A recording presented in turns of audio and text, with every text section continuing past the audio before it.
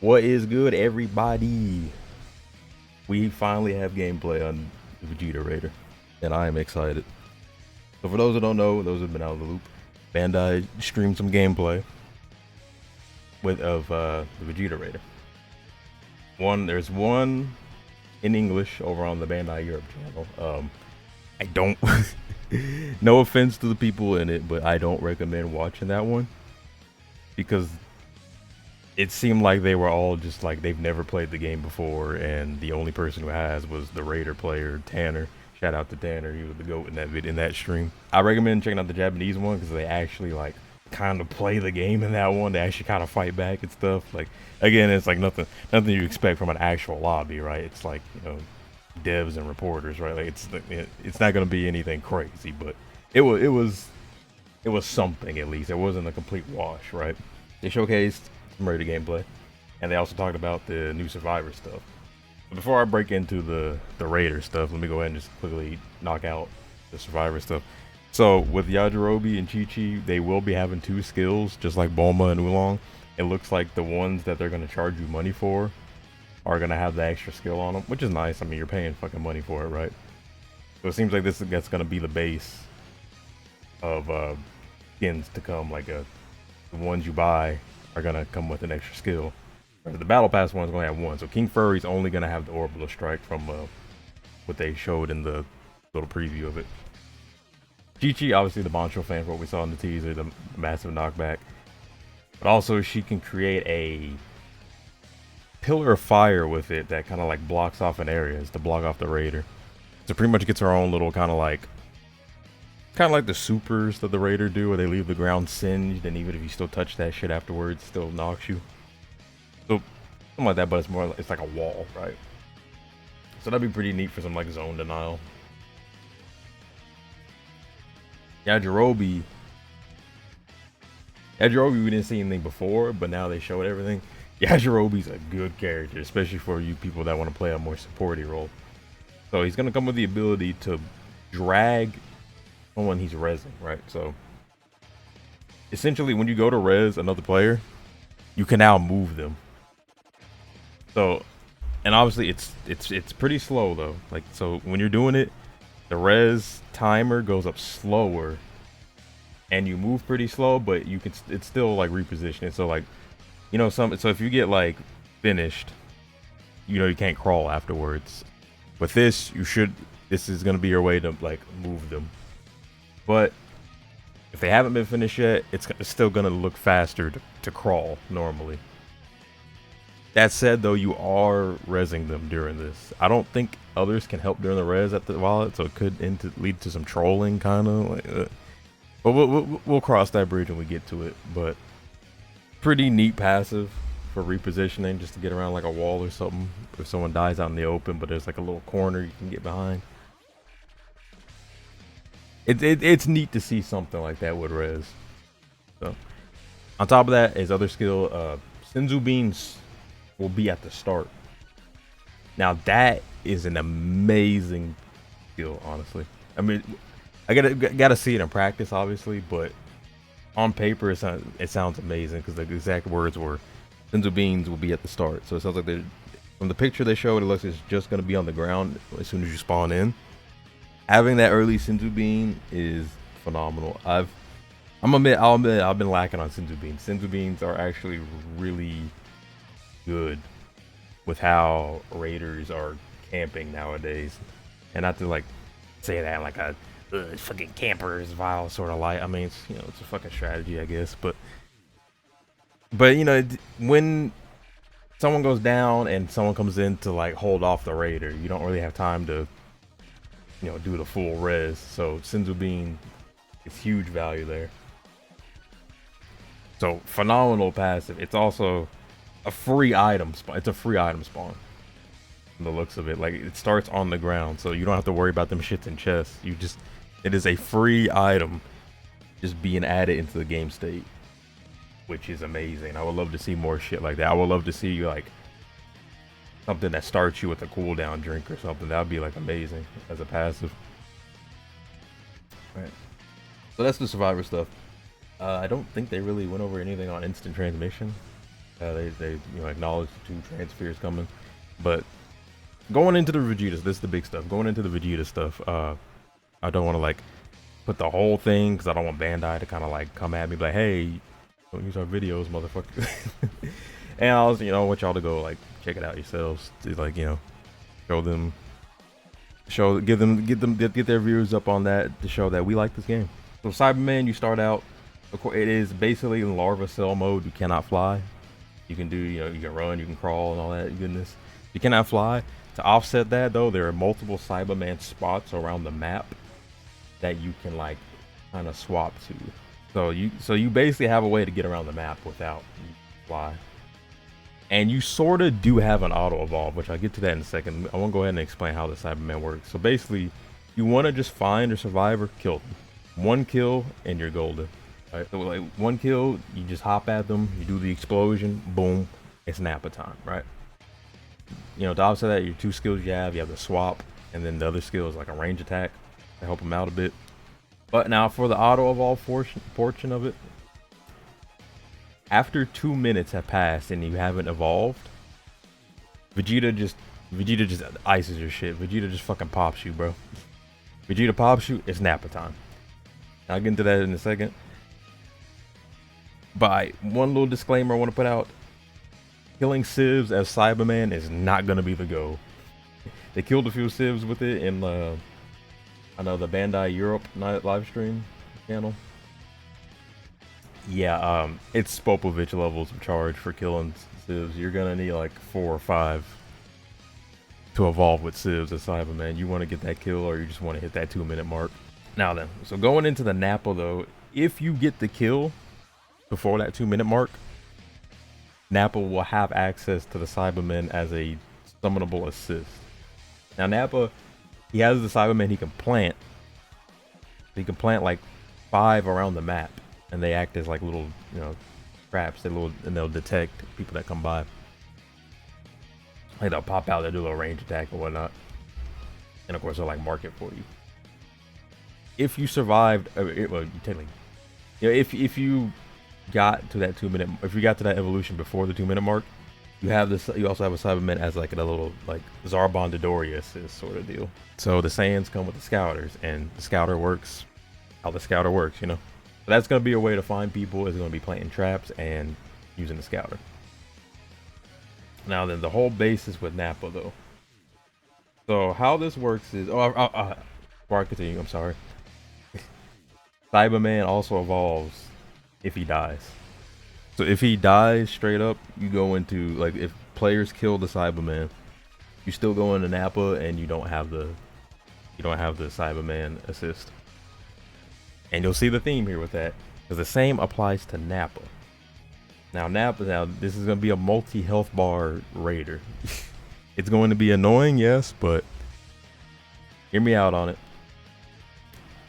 He does seem to take quite a bit of damage. He's not like extremely tanky or anything. So, and there's going to be benefits for killing him. So I'll get into that. If you get the kill, so the way he works, he's still got to level up energy wise, like regular raider. You get enough kills, you evolve into Vegeta, and Vegeta will have Nappa as that kind of Dodoria Zarbon assist. If you die as Nappa, you still evolve into Vegeta, but you lose that assist. Now the thing is, you're probably thinking like, oh, just don't fight Nappa because it's not worth, the effort, right? If you kill the Nappa, you deny Vegeta a pretty good move.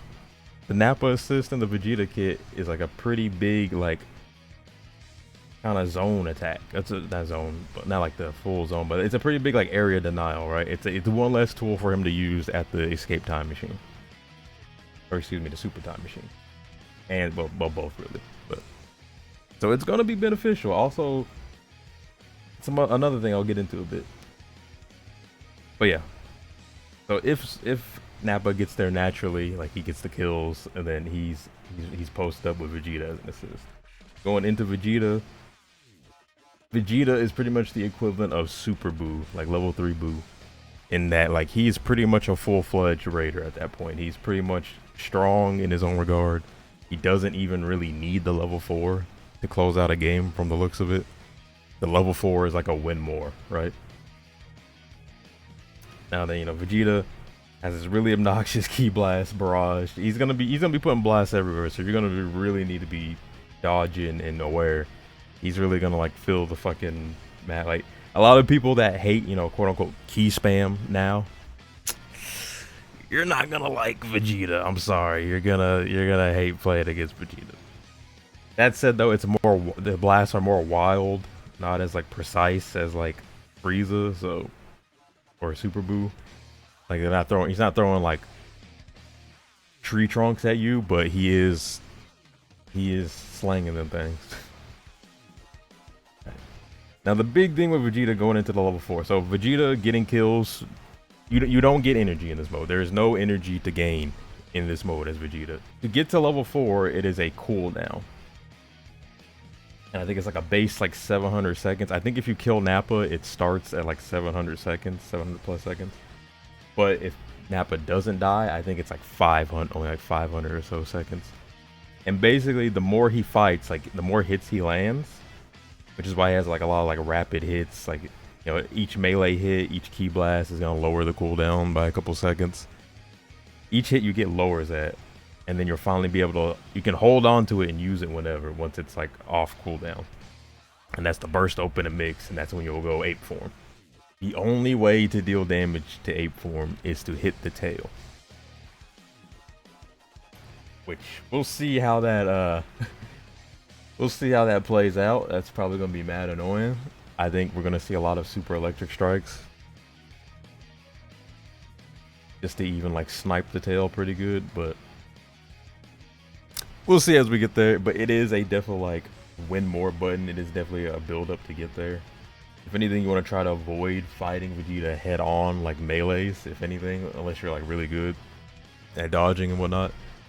He's definitely going to be one you want to like zone out if possible. But in grade 8 form, you obviously, you know, you're big and you got all these AoE attacks and whatnot. So again, you really don't want to be close to this Raider at all. You really want to like zone every stage of this Raider. You want to zone out because they pretty much looks like they succeed close range. In that form, though, when Vegeta's in the match, though, Yajirobe's sword, Yajirobe's katana, will spawn around the map. And this is supposed to do like, I guess, big damage to Great Ape. So that's gonna be something to look out for, especially for that if they get to that level 4 stage. Which is neat to see. I love to see more like offensive items added to the game. Overall, though, I'm liking this Raider. I've got my, you know, I got, you know, we'll worry about the longevity on how annoying this character will be or not. But, you know, initially going in, he looks fun. Looks fun to play. It's kind of been, I definitely feel like I want to main this Raider. I haven't even played it yet, but he looks fun. I love, when Buu first came out, I loved the idea of the whole like Spopovich phase. I like that they're really breaking the mold, and that's what I'm going to want to play. I want to play mold breakers as like something that escapes the whole like just generic play style again, and that's the cool thing about every raid. Like obviously Cell is the Ryu, Cell is the Mario, Cell is the defaulto like basic bitch raider. And basically, like, you know, that's the basic gameplay, right? Find civs, find players, kill, you know. I like these raiders that are coming with like fun, unique mechanics, right? And I definitely like that this raider doesn't completely screw you over if you're having a bad game, right? Because we're definitely at a point where players are well established, they know what to do, there's pre-mades, fucking like SEAL Team 6 and fucking running up on you in stage 1, beating your ass with fucking like chain CCs and energy field escapes and all sorts of craziness. This character is definitely gonna help returning players and newer players against these players who have, you know, played the game quite often and has collected good transfers to use. You know, it might annoy people in the long run, but it's like this was kind of needed because we're at the place where, you know, like in fighting games where the main community is well established and good at the game. and then you have these people coming in to try out a new DLC. You gotta throw them a little bit of a bone here. Fighting game, you take the L and then you just go next, right? This game, you take the L on Raider, you're waiting like 6 or 7 fucking games to play that again, which sucks. So this is gonna be nice for, like I said, new players, returners.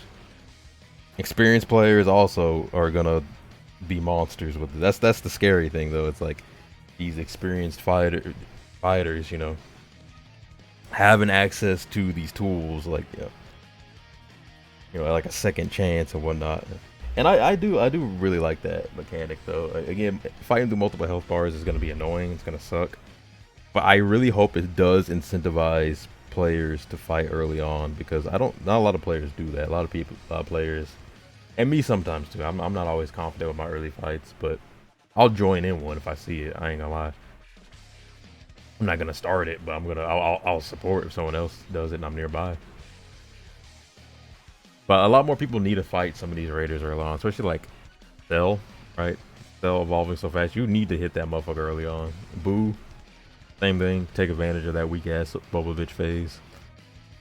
So hopefully this will like encourage, and a lot of people probably think like, oh, just don't fight him. He's gonna, the health doesn't really matter till Vegeta stage. Yes, while that is true, and that it could be a strategy if you all agree on it, but denying Vegeta, denying these tools is going to be big. Denying Nappa the Cyberman, denying Vegeta the Nappa, like denying a whole button from the Raider is kind of big. Right now, obviously, it's like, how annoying are they going to be to fight? Again, you won't really know till we ourselves get our hands on it, because there's only so much you can get from just watching, like, devs and people play it, right? So we'll see how that goes, but it is I definitely like the design choices. I ain't gonna front. This one thing this game does well, even though it runs like shit and it's balanced like shit, the one thing this does well is capture uniqueness and capture elements from Dragon Ball, right? Like as much as we all hate like that Boo inside phase where he absorbs you, as neat that they even like thought of something like that, right? And it's obviously busted as shit, but it's cool that was like a nice homage to that, right? Like it's cool seeing like fucking Yajirobe and Chi-Chi and then King Fur. Like it seems like the Battle Pass characters are gonna be these big like, whoa, I didn't expect that. Like, and then the TP Metal characters are gonna be like, oh hey, yeah, Dragon Ball Classics that don't get like shines. Like launches in the files, so next season launch could be the next TP character, Hercule could be the next TP character as well, and then Battle Pass could be like some fucking rando Joe Schmo that was in the background of a Dragon Ball episode or something. Be like one of the fucking Red Ribbon guys. Who knows? Like, that's the cool thing with this shit. So, going into this next season, I'm very hyped. I'm gonna, have my fun while I can before I get to that point where I start getting angry at the game for poor technical shit and balancing. But that's all I really wanted to go with this video. I'll be streaming when it comes out, so keep an eye out for that, and I'll see you on the next one. Yo, what's good? I'm back again after recording the last one because I noticed they put up the patch notes. So I'm just bang through these real quick also. Nothing crazy, doesn't look like a balance patch or anything in here. The main things is now there is going to actually be proper role queue selection.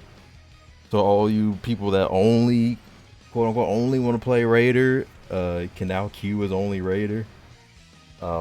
Good luck finding a fucking game with that, but it's there for you. You can't complain now. But now you can see. Good luck with that. But on top of that, some quality of life updates. When you want to change your character appearance, it'll now keep your default, so you can change from there. Previews for like zoom ins for like previews in the shop and whatnot. And then some like bug fixes on stuff. And then another major one, using a Dragon Raid Olive on the vehicle will lower the vehicle speed. I don't know why they did that, but it's I can understand, I guess. Something we also saw in the live streams, the altars now have a big glowing beam when you have the Dragon Balls. So, easier for people to find these altars, especially like newer players. People who don't know the map too well. Especially gonna be nice on that new map where none of us know anything yet. And then, so it said that, for this one, I'm a little like, I think I kind of understand. So what, basically when the altar is being in the area that's being destroyed, it says Dragon Ball's reset and something will be interrupted. Kind of already did that, but it's saying interrupted sounds like it means it's gonna immediately interrupt it and immediately send the balls other places. So while that zone is being destroyed, you can go ahead and start looking for the balls again rather than waiting for the zone to be fully destroyed. Because as it is now, you can still channel the Shinron, he just won't come out. So it sounds like as soon as the zone destruction is clicked and you're in that area, it's gonna stop immediately and scatter them shits. So that's a pretty nice quality of life, but that's the thing. Yeah, other than that, like, nothing too crazy from what it looks like. I think a lot of people probably be happy with that, being able to queue only Raider. Again, good luck finding a game with that, right? Especially with a new Raider being out. I don't want to see people complaining about sitting in a 30-minute queue when you're only queued as Raider, alright? Alright.